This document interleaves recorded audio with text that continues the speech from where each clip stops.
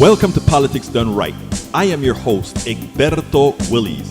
This is a progressive program that will take the mystery out of politics. This is the program that will encourage you to make sure government becomes we the people. Whether you are liberal, progressive, conservative, or otherwise, you get to air your point of view. We are an independent media outlet that, unlike mainstream media beholden to corporations, we only owe allegiance to you. Remember, you can also send me a tweet at EGBERTOWILLIES. That is at Egberto Willies. Let us engage. It is Politics Done Right. Well, folks, welcome to one more edition of Politics Done Right. I'm Egberto Willies, your host. Thank you so kindly for being a part of the show. We are going to have a great show for you today. As usual, we have the second part of Dr. Richard Wolff, which is where we're going to start. I think you're going to love it. Then we're going to talk about Colombia and what's going on. A lot of people want to say, oh, Donald Trump had a win after Colombia stood up to his bullying. Oh, Donald Trump had a win. I beg to differ. I beg to differ completely, and I'm going to explain why I think what we have is two Latin American countries threw down the gauntlet, one permanently or likely permanently, the other one figuratively. I'll talk about that in a little bit. But beforehand, you guys come first, and I must say, welcome aboard. Para ver what do we have here. Welcome aboard. El señor Michael Rudnin is in the house from from Brooklyn, New York. We have Yvette Avery Herod from Atlanta, Georgia. We also have in the house with us today Melanie Keelan from Barcelona, Spain. Paul Fleming from Powder Springs, Georgia. We also have Troy Astro. I think you're from Houston, right? And of course, there is Breach MCP. Why is Dr. Phil driving around and filming with ICE? He needs to find more viewers. He screwed up when he supported Trump. And I think what he's going to try to do is try to say, I don't know for a fact, okay? I don't know this at all. But I think he's going to try to tag in support of them. We'll see. We'll see what he's doing. But you see, after he lost a bunch of his audience, after he went out there to New York with that big support for Donald Trump, the crook. Troy Astro from Detroit. And of course, we have Lee Grant from Montgomery County. Well, folks, welcome aboard. Let's go ahead and start Dr. Phil. Bridge, why do you have me thinking about Dr. Phil, my sister? Let's go ahead and start with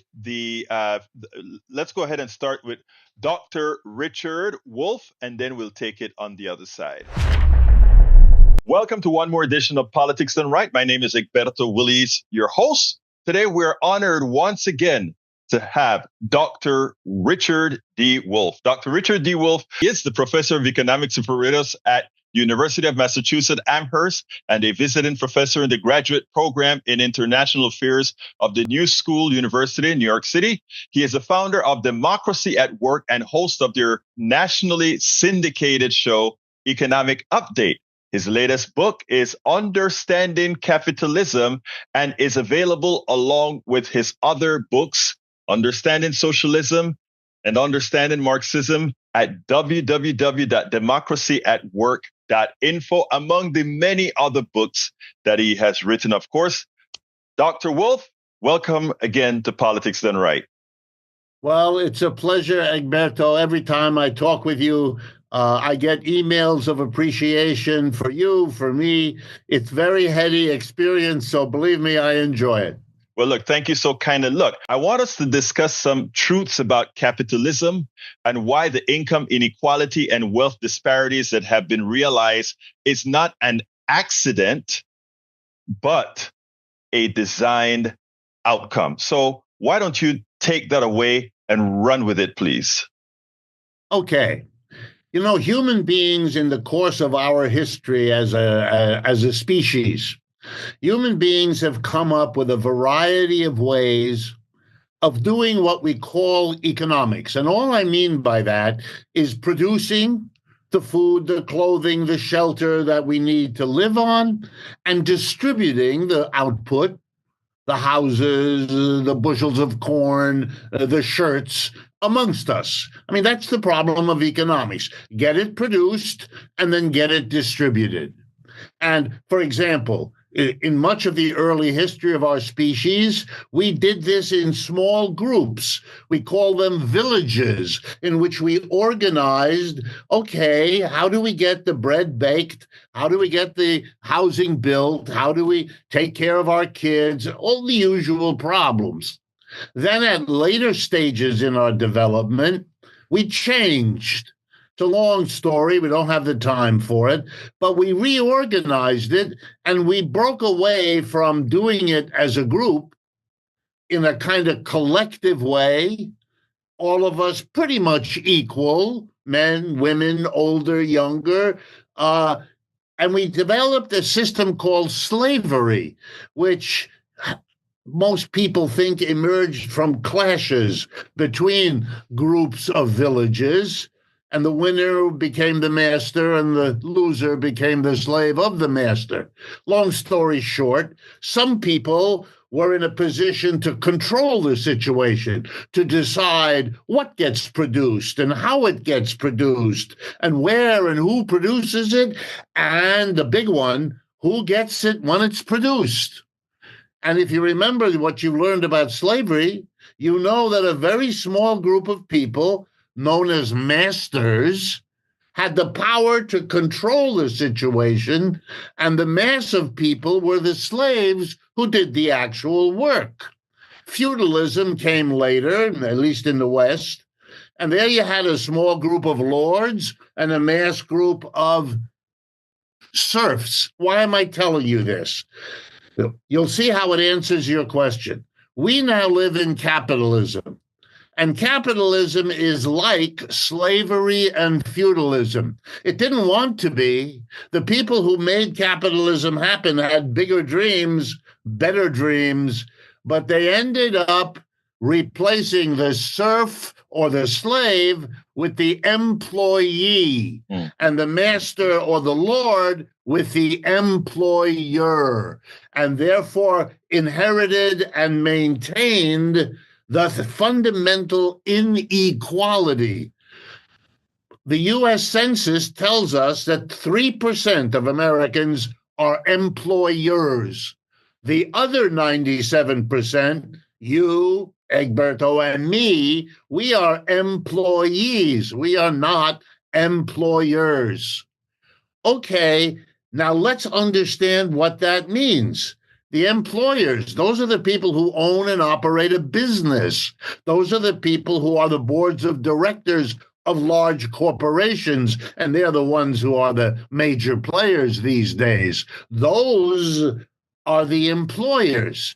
And because, here comes the punchline, because capitalism gives them the position to decide what gets produced, how it gets produced, where it gets produced, and what's done with it when it's distributed, these employers have done something which surprises no one. They've taken the bulk of the output and given it to themselves, just as the masters did in slavery, just as the lords did in feudalism. That's why if you go to Europe, you're a tourist, you visit the great chateaus. That's what the lords arranged for their serfs to produce. If you go to the great ruins of slavery, same thing. If you go to the great mansions of capitalist America, same thing. You see what we do. Well, that's a recipe for inequality. That's a recipe that those who sit at the top, keep enriching themselves. Let me give you the latest numbers that come from Oxfam in England. That's that charity that keeps track of global wealth. We've been doing it for a century. It's the most reliable source of data. They tell us that of the roughly 3,000 billionaires in the world today, that's all, we have 7 or 8 billion people, but we only have, 3,000 billionaires. Now, right away, you can see what I'm coming to. Well, over the last year, they just released their report. Over the last year, 2024, those 3,000 people taken together increased their wealth by $6 billion a day. Wow. For the 365 days of the year. They became collectively much more wealthy. Okay, you know what that means in simple English? That the inequality of the global capitalist system is making itself worse. We are on a death trip of inequality. And the history of the world suggests you can do that for a while. Sometimes you can do it for quite a while. But in the end, the overwhelming mass of the people watching what is going on and feeling correctly victimized by it rise up. The only real question is not whether, it's only when. And the only next question is, how are they going to fix the problem? And the fix will be temporary or the fix will be permanent, depending on how they change what's going on. My argument is you better change the system from the base up. You better change the way enterprises work, because if you leave in place a system that puts a tiny group of people at the top with all the power to run the enterprise, they're going to take the fruits of it for themselves. And there we go again with the inequality built into the system. You know, Dr. Wolff, one of the things that many capitalists have said is, I don't know if you remember Wall Street, that movie where the guy said, greed is good. And that is the reasons why even this inequality is something that we should cherish, right? Because again, it is what makes things happen. I pointed out on my program several times that if people were greedy, you wouldn't have billionaires, because the greedy ones, since we're all greedy, we won't allow those greedy ones to excel, number one. Number two, I've often said that if people really wanted to dominate, then we couldn't have just 3,000 billionaires that you talk about.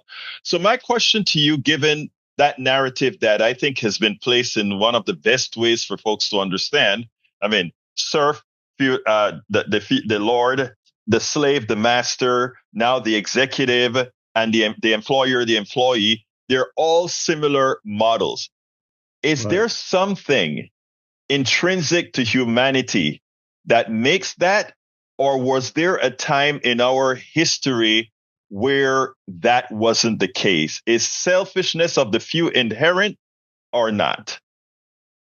Absolutely not. And the anthropological record makes that clear. Common sense makes that clear. And any knowledge of history that isn't ideologically screwed up knows it. So let's start. Anthropology. It tells us that before slavery in most parts of the world, you had what I called earlier village economies. There were no masters in those villages, no slaves. Nobody owned anybody else. Nobody did. It was done as a collective. Sometimes they said, well, the older people, because they've been around a long time, have a kind of wisdom. So they would turn to the elderly for helping solve the community's problems. But there was a notion that we're all in this life together. We all need each other every day, help each other grow our crops, find our animals, deal with our children. Phrases like, it takes a village to raise a child. That's a remembrance in the human experience of how we used to do it. We did it as a group of equals, and anyone advantaging themselves at the expense of the group was seen to have a mental problem, and people helped them to overcome their individualism that threatened the community. Here's the second piece of evidence. Throughout slavery, throughout feudalism, and throughout capitalism, workers have walked away from enterprises organized in the typical top-down fashion and tried to organize enterprises differently. Today, for example, we have thousands in the United States, in Europe, in many other countries, of organizations called worker co-ops. What do you think that is?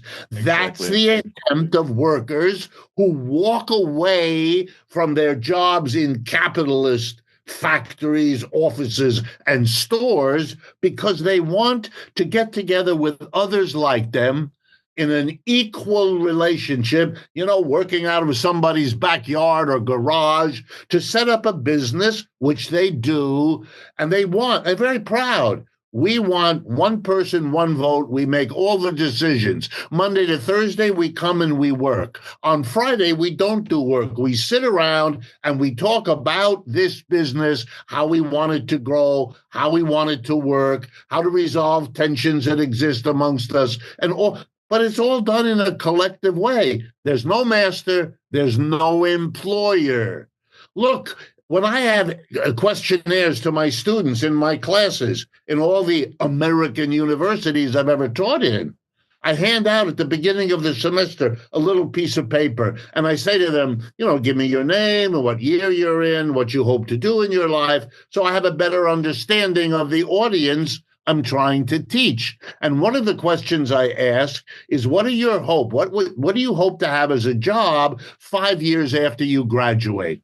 And the majority, I teach in the state of Massachusetts most of my life, but the majority of my students have always said, I want to be self-employed. All right, let me tell you what that means. It means they don't want to be what their parents are. Mm-hmm. They don't want to be an employee. They've looked at their parents growing up 18 years at home with those parents, and they have said, I don't want to. I want to be my own boss. Well, the best thing would be if you were together with others who didn't want to be employees, and you wouldn't have to have a boss. You could. When I explain that to them, they're all nodding. They get it. No big mystery. No big undertaking. No one had talked to them about it before. But don't tell me the American people are not interested. They are. They have to be shown that it's an option. When I give them literature about all the worker co-ops, they gobble it up.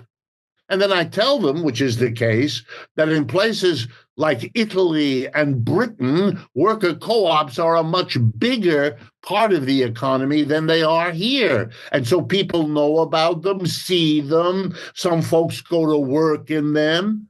And I say to them, as my conclusion, let me ask you a question. Where would you rather work? In an enterprise where people you do not know, whom you do not elect, who are not accountable to you, decide what you do, how you do it, when you do it, where you do it. When you arrive in the morning, they tell you where to sit, what to do. And when you go home at night, they tell you to leave here everything you helped to produce because it's not yours, it's mine. I'm the employer. You go home, one beer, one pizza, and you come back tomorrow and you do it again. Or would you like to work in an enterprise where you're not just an employee, you're one of the people that runs the business, because you don't have employers, employees, you have people who are both. They look at me with stars in their eyes.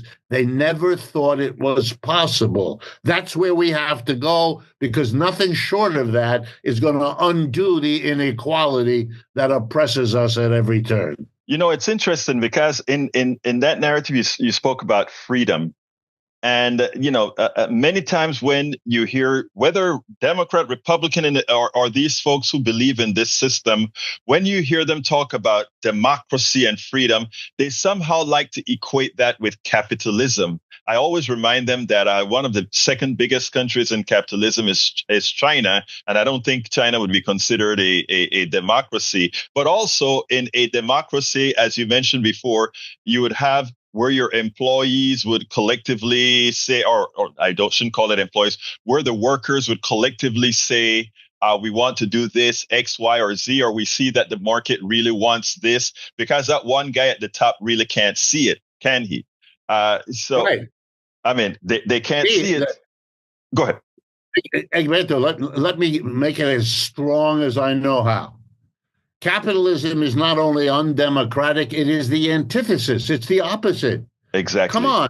Democracy means, whether you go to ancient Greece, Piraeus, to talk about that, or you want to give modern example. Basic idea of democracy is, if you are affected by a decision in your community, then you must have input into making that decision. Otherwise, you live in an autocracy. There are some people who have power, you don't. The reason we have an election in our town for mayor is because the mayor makes decisions that affect us. And therefore, we have to have power over him. When you walk into a capitalist enterprise, a factory, an office, or a store, there's a boss who tells you what to do. He sure as hell affects you. He starts by affecting you whether you get the job or not, and then he affects you by whether you keep the job or not. Plus, he tells you where to sit and what to do and what tools to use and how to use them. He has enormous power over you. You have a zero power over him. That's not democracy. If we think it ought to be important to vote for the mayor of your town, why do we not think it's important for you to have the power to vote for the leader of your enterprise, where you spend the best hours of your day 5 out of 7 days of the week? If you really believed in democracy, worker co-ops would be the only kind of business you would allow to exist, because that's a democracy. What we have is not. So when the capitalists, who know, by the way, better than most people, how vulnerable they are. They are a tiny group of super rich people. Their greatest fear is that democracy will lead the mass of people to say, who the hell are you telling us what to do? We are the majority. They know that. That's why it's so important for them to dominate politics by buying it, to dominate the mass media by buying it. That money is what they have. Numbers is what we have. And that's the age-old conflict. So when they talk about democracy, don't pay any attention. They don't know what it is, because if they faced it honestly, they'd have to face that their wealth derived from their corporations is based on the opposite of democracy. It's interesting because, one of the things that I think folks don't understand, you remember capitalism, one of the parts of the definition of capitalism as the efficient allocation of resources has proven to be so false. I mean, wanting to privatize healthcare where we know we have the added expense of feeding the rich. I've always considered the stock system a parasitic system, in that these are people that throw a few bucks out, everybody else work. I have this statement that I've started to make that said, anytime somebody tells you my money works for me, that is an abstraction that says I am a slave master. In other words, somebody else is doing the work and I am actually collecting on that person's work. Why is it, do you think, that so many are so susceptible to be brainwashed into believing that a system where your labor is broken down, that others are benefiting so much from your labor, and you still at all costs protect that system which is abusing you, which is telling you also, I mean, if you take a look at, well, we're going to employ you today. If my bottom line goes down a bit, you are the expendable resource. Why do you think we accept it so easily? Well, it's the one thing about the United States that I take my hat off to. It is a country, it is a culture that has really done a really enormously effective job shaping people's consciousness. Mm-hmm. But let me give you an example out of economics. I've been a professor of economics all my life. And I explain to my students the following. When you sit down with a prospective employer looking to get a job, and you discuss it, and he tells you what he's going to want you to do, and you tell him, I want the job, and blah, blah. And then they come to the key question, how much am I going to pay you? And let's suppose the employer says, I'm going to pay you $25 an hour. I want you to come at 8 o'clock and stay till 5, and I'll pay you $25 for every hour, okay? You know something which the ideology in this country wants you not to know. That's very strange, although you're kind of used to it, because for example, the importance of sex in life, and yet the culture pretends that we're not supposed to discuss it, we're not supposed to be interested. There's a phoniness there that everybody knows about. Well, there's one here too, and here's how it goes. You know that if the employer hires you and pays you $25 an hour, it's because during each hour that you work, you add either to the quantity of the outputs of that business or to the quality of the outputs of that business, so that he can get more revenue because of your hours work than he could get if you weren't there. Mm-hmm. Well, how much more revenue is he going to get? The answer is he would not hire you unless your work produced more revenue than it costs him to get you to come there. So if you think about it for 2 seconds, that he's only going to pay you $25 an hour if during every hour you produce more than $25 of extra value for him to sell at the end of the day. There it is, friends. There's where the inequality comes, because you're going to produce $30 or $40 or $50 worth of output in an hour. He's going to pay you $25, and the rest of it he keeps. You produced it, he gets it.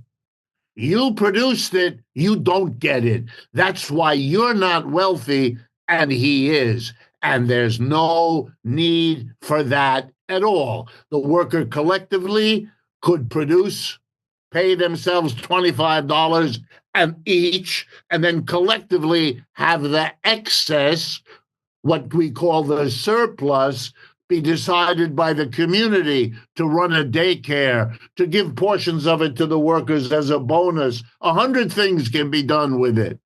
By the way, you know what a board of directors of a corporation is? It's the group of people who decide what to do with that extra that the workers have all produced for them. And guess what?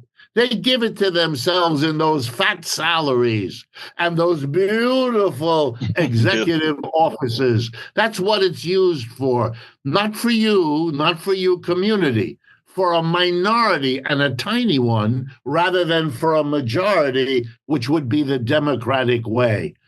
Inequality is a fruit of the absence of democracy and proves that the democracy is absent, because democratically, we would never give Elon Musk $400 billion while most Americans have trouble paying for their kids to go to college. Interestingly, he's got $400 billion, and he has not ever, Dr. Wolff, produced anything of value. It's his engineers, his all these other people that have worked for him that don't make millions of dollars, make maybe a few $100,000 if they're at the high end. But of course, we know it brings in a whole lot of foreign engineers that work at a discount. I mean, it is amazing how the system works. Now, let me ask you to wrap this section up on capitalism.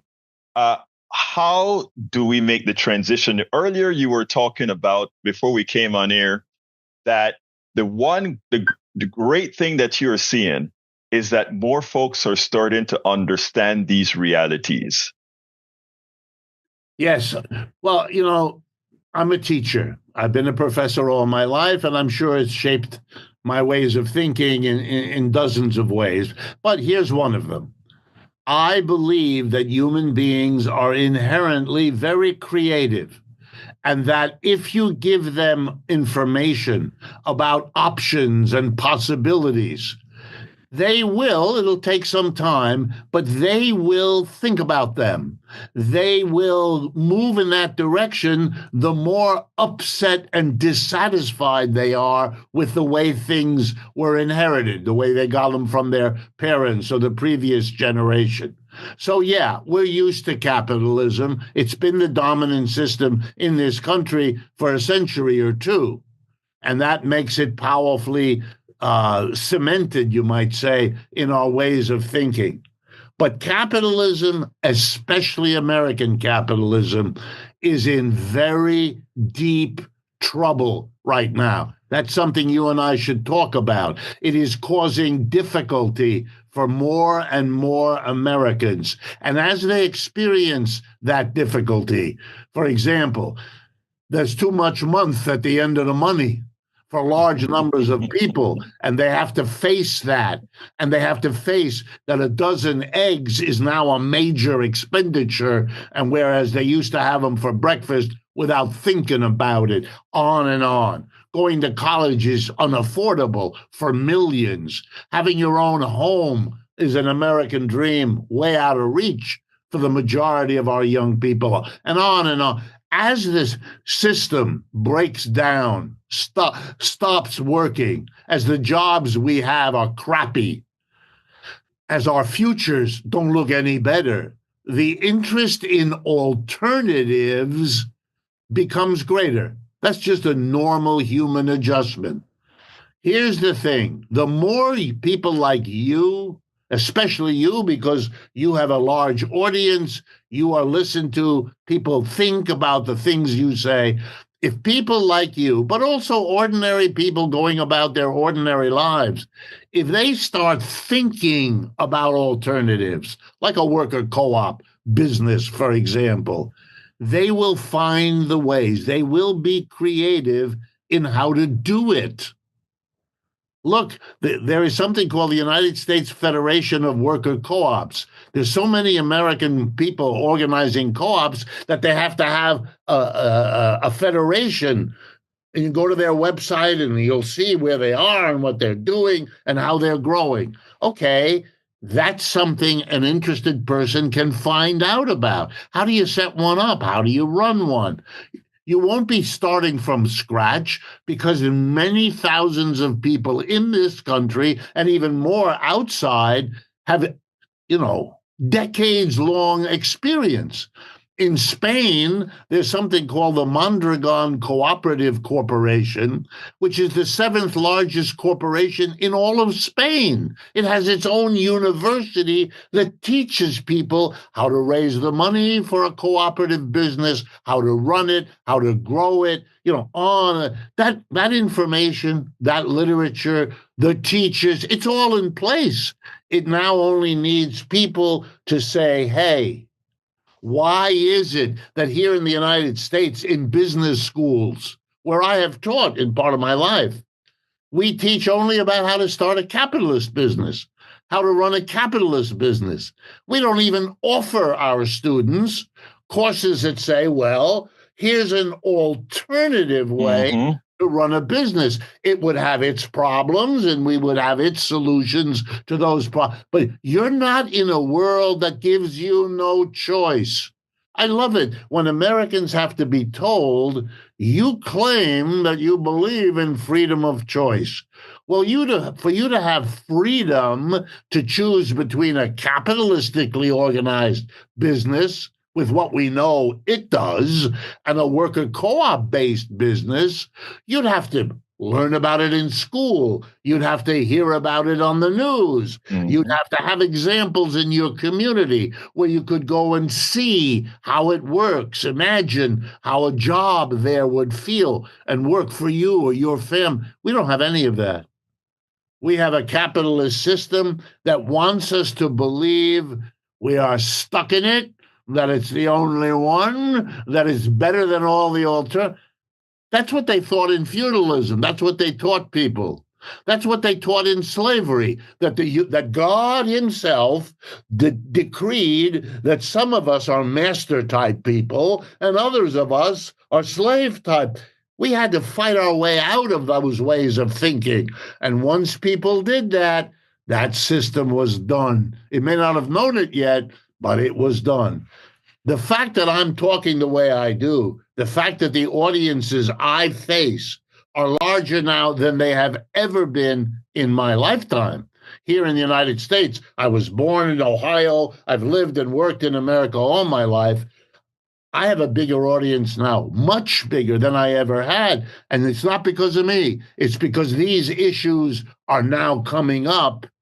And you and I and people like us are some of those that welcome those issues coming up and want to talk about options and actually give the American people the freedom of choice this system otherwise keeps hidden from them. Dr. Richard Wolff, Professor of Economics Emeritus, University of Massachusetts, Amherst. Thank you so kindly for having been on Politics Done Right. My pleasure, Egberto. Anyway, so that was Dr. Richard Wolff. I just want to answer CSEC about something. I want to, and by the way, Bridge MCP, I did see the film, or not the film, the snippet of Donald Trump being a racist from way back when he talks about the Indian casinos. I think that came from, you said that the person that originally brought it to our attention was Yvette Avery Herod. Thank you for that. But I want to address something that Mike Cisak says. Remember, I tell you, I address folks on the right when we can present and teach something based on the senseless things that we normally get from the right. So here we go. He says the following. Workers settle for a defined hourly wage for compensation. Business owners don't limit their income to time, but by capital. What is capital? Where did capital come from? When business owners constantly talk about capital, remember that capital in the aggregate is stolen. For the capitalists that didn't work for it, that is your excess labor. That is what Professor Wolff was trying to teach you. You know, somebody rips you off. They pick your pocket and take $1,000. Then you feel nice about them when you negotiate. I'll work for $10 an hour. They ripped you off. They took $1,000 from you, and you are willing to work at an hourly rate for less. Rich man, poor man. Yeah, the hourly guy is always the poor man, and the guy with the capital is always the rich person because he doesn't work. He's a parasite. He depends on you to do the work. That is, like I said, Mike Cisak, and I say this with respect. When I tell you that you have an enslaved mind, it is clear that the indoctrination has filtered into a metastasis, into a form of metastasis of the innermost brain. Because again, what we're trying to illustrate here is that our economic model, yeah, you may want to say John Smith, or you may want to call out all these famous economists that talk about it, but it is basically still a capitalist economy, meaning based on capital. And you have to ask, where did that capital come from? And was that capital attained on one's own work and worth? And the answer is an absolute no. All those ranchers who owned all that land in West Texas didn't earn that land. They stole that land. They took that land. They decided to take land that the people who were originally here said to themselves, we don't believe in land ownership. Oh, land is a common.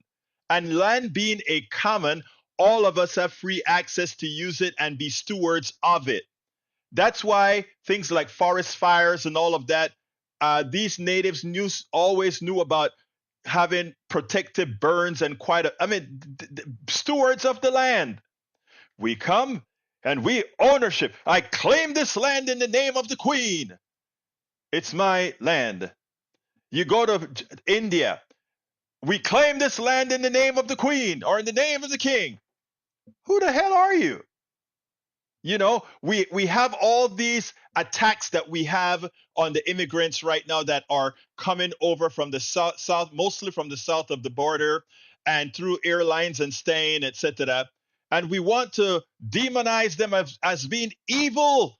These guys are coming over here illegally. They don't have a papers. They weren't invited here. They're just coming here.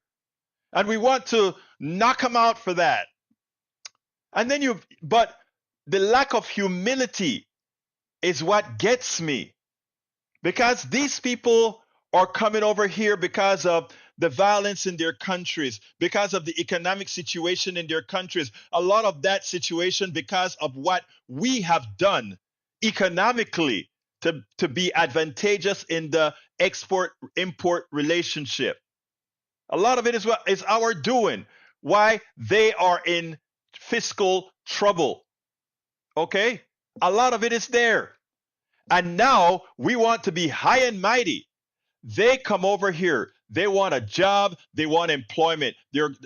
Is there going to be some of them crime rates? Yes, but their crime rate is much lower than the crime rate of the born American citizens. But the other thing, when the original settlers came over here, they came over here to conquer. They came over here and killed. They came over here and slaughtered. They came over here and enslaved. They came over here and made folks indentured servants. These people that are coming over here just want a job. And we have a low birth rate. Wow, it seems like we could have some sensible policies that find a way that we can bring these folks into our system. But with the xenophobia and all the other phobias that we have and the intrinsic hate based on fallacies, we can't get it. Wake up. Wake up. We've got a limerick from the one and only. I haven't heard from Brother Sarnik in a few days. Love you, my brother. Haven't heard from you. Let's go with your limerick. I haven't read it, but you know I don't read your limericks. I kind of do it on the fly. Let me put it in a place so it doesn't scroll over. All right. New limerick-based poem. All right. So it's a long one. Let's go. Resist. When taking away your liberty, they insist. When they say your protest must cease and desist. No matter if you're many or few, there's only one thing for you to do. Resist. When you can't see the snake but hear it hissed. When you discover a number tattooed to your wrist. Don't he overly stressed or hard pressed. There's no time to rest. Instead, lift up your head and resist. Whether you're a Christian, Jew, Muslim, or Hindu, a humanist or an atheist, whether you're a pessimist or an optimist, old or young, open your eyes and ears, loosen your tongue, and just resist. When they come for you, when they come for your neighbor and want you to assist, when you find you're on the enemy's list, don't go away and hide, but decide to stay and say, hell no, resist.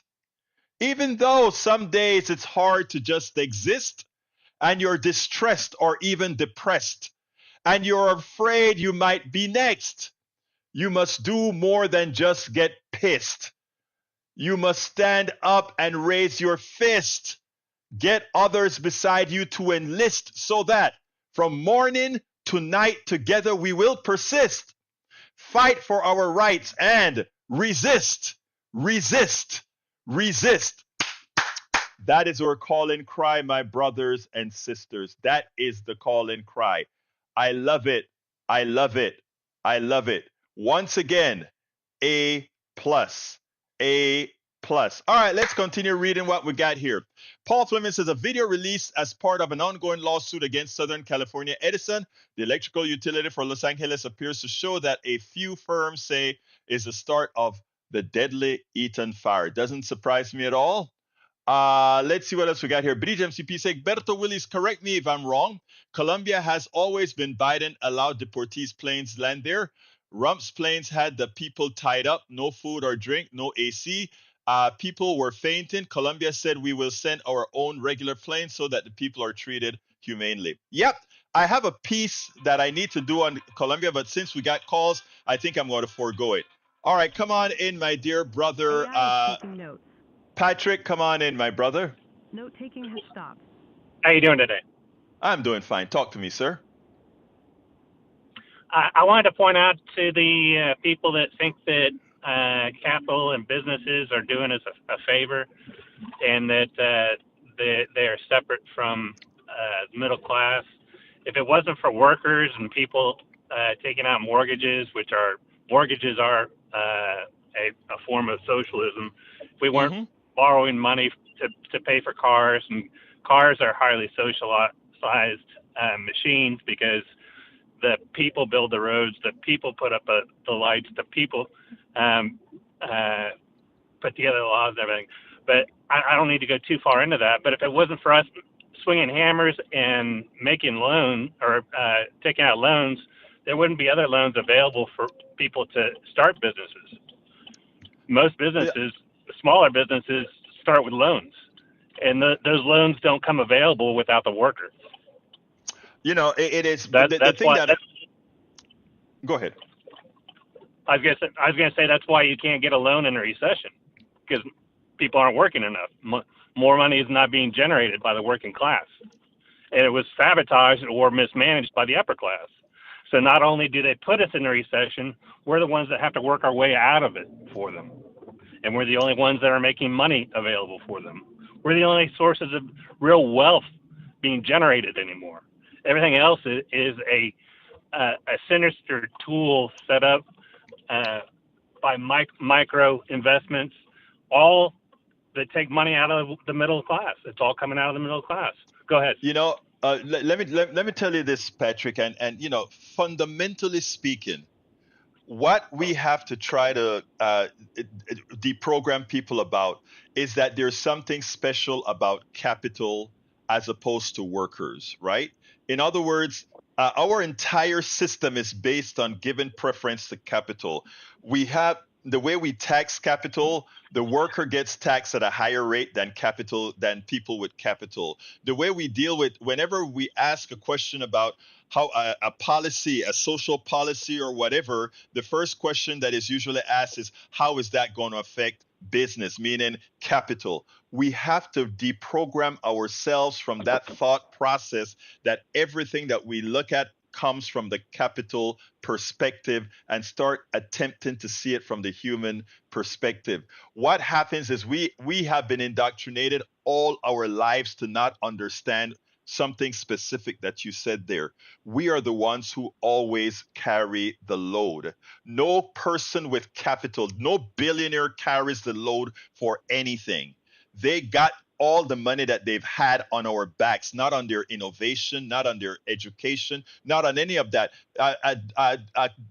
Musk could not write a piece of sensible code that runs his cars if you asked him to. The people who innovated the sensible code in his cars, the people who did the orbital mechanics for his spaceship, all these are people that are paid a salary, which defeats the purpose or the belief that innovation requires huge profits. What requires huge profit is parasitic behavior. Musk is a parasite. In other words, he creates nothing. He innovates nothing. He just goes ahead and play video games and say, I got money, I can do this. And that is what we have to let Americans know, that they're worthy.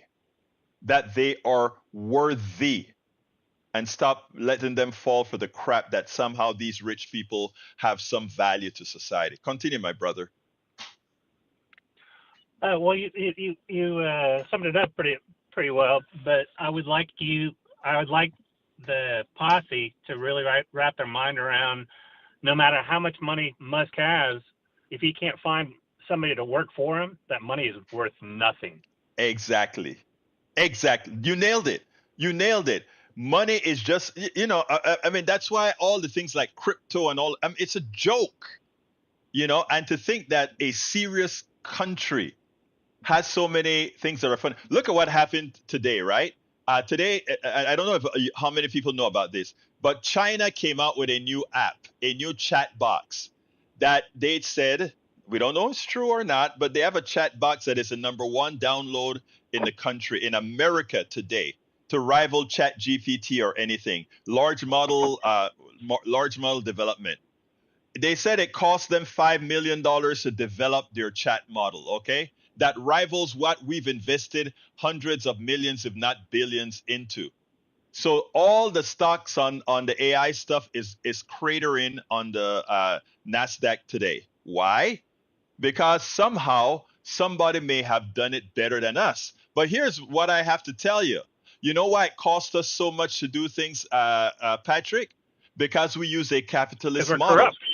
Right. We use a capitalist model. The capitalist model say we don't do something unless some fat cat can make a whole lot more on that. Not percentages more, orders of magnitude more. And that so many Americans don't get that. I don't get it. I just don't get it. But we'll see. Anyway, anything else before I jump to talk about Colombia for a little bit? No, go ahead. Have a great day. Right, thank you. Thank you, my brother.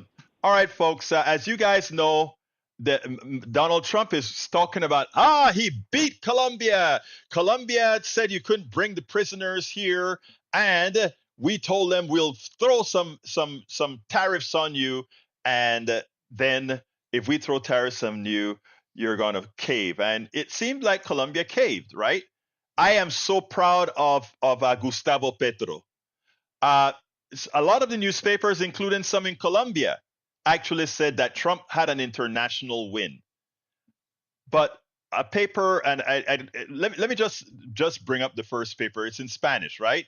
But it said here, Cancillería confirme despegue hacia Estados Unidos de vuelo para recoger a colombianos deportados. Let me tell you what that is saying.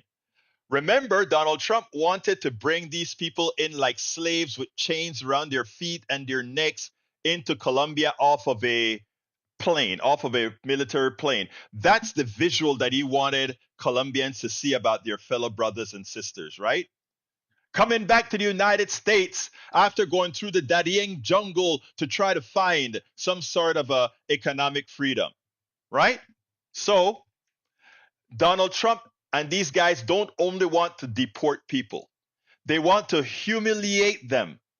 But guess what? La Cancillería de Colombia informó que en cuestión de minutos despegará desde Bogotá hacia San Diego, Estados Unidos, el vuelo de la Fuerza Aérea Colombiana que recogerá a 110 connacionales inicialmente deportados por la administración de Donald Trump y posteriormente devueltos por instrucción del presidente Gustavo Petro. All right, here's the deal. What that is saying is, we, the Colombians, are sending our planes to pick up these Colombians in the United States so that they can come over here dignifiably.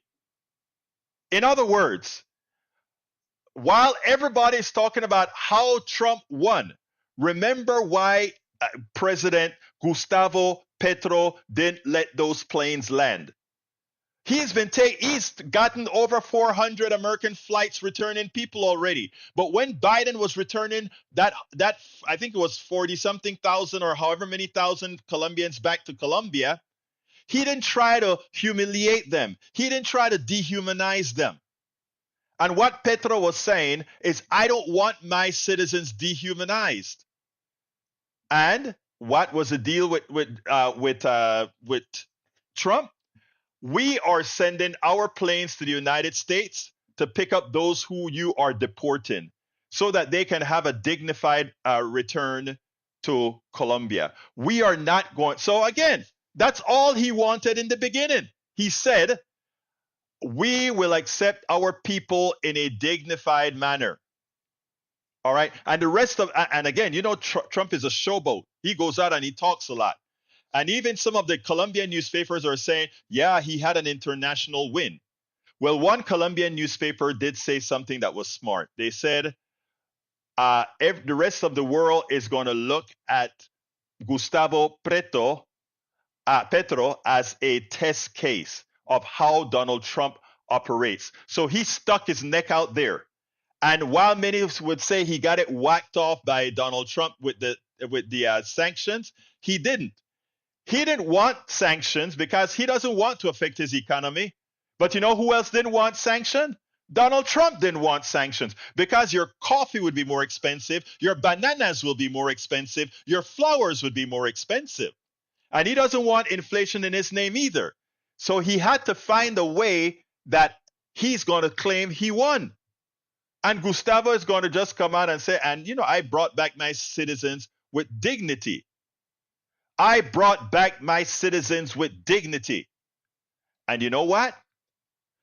While the right wing, we had the former president of Colombia who gave the current president a hard time. But guess who he works for? The Wilson Institute here in the United States. The former president of Colombia, I can't remember, Presidente Duque from Colombia. Petro shouldn't have done that because, it's all staging. What do you think Trump is doing if he's not staging? But I was so proud of what Gustavo Petro did. And you know what? Yes, the rest of the world is going to see that Trump is willing to call the bluff and talk about tariffs. What it's time to do is to form a collective of countries that say, okay, we are not going to do this and throw tariffs on us. We will reciprocate with tariffs. And you know what? Our economy going to suffer, but yours going to suffer more. You know why? Because we are a low-cost center. You're a high-cost center. Your people are already screaming about inflation. We'll just give you more. Because your people are the ones who are going to pay for the tariffs. Man, time caught up with me. I won't be able to play the piece that I did on Colombia. I'll play that tomorrow.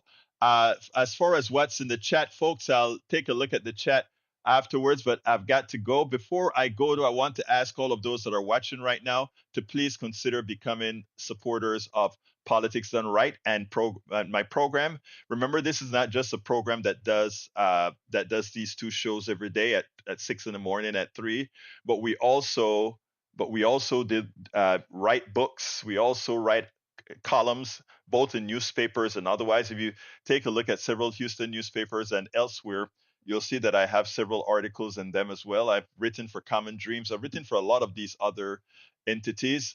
So please help us keep this progressive message going by becoming supporters. I'd love for those, all I'm going to advertise today is ask you to become paid subscribers of our newsletter.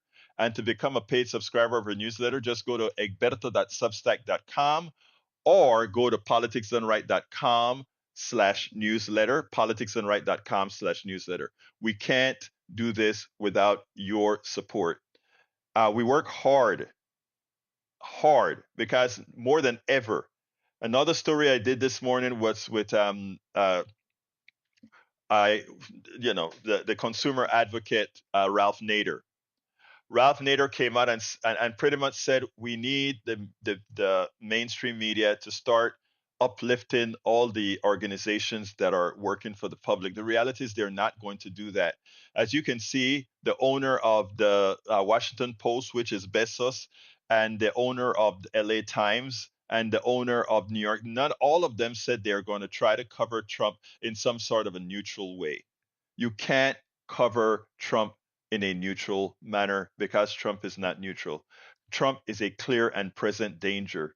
And Americans need to know that. Americans need to understand that. And Americans need to know that not from us just telling them, but from us giving them examples. And that's why we are here, the independent progressive media, because that's what we are going to do. But we need your support. So please become a paid subscriber. It's very, very inexpensive. Go ahead and subscribe to us at politicsdoneright.com/newsletter, or go to egberto.substack.com and subscribe to our newsletter. We cannot do this without you. You can also join our membership at if you're on YouTube, you can join the membership. Hey, join them all, and help us do what we know we have to do. All right, I got to get out of here. My name is Egberto Willies. I love you all. And you know how I end this, baby? I am what? Out!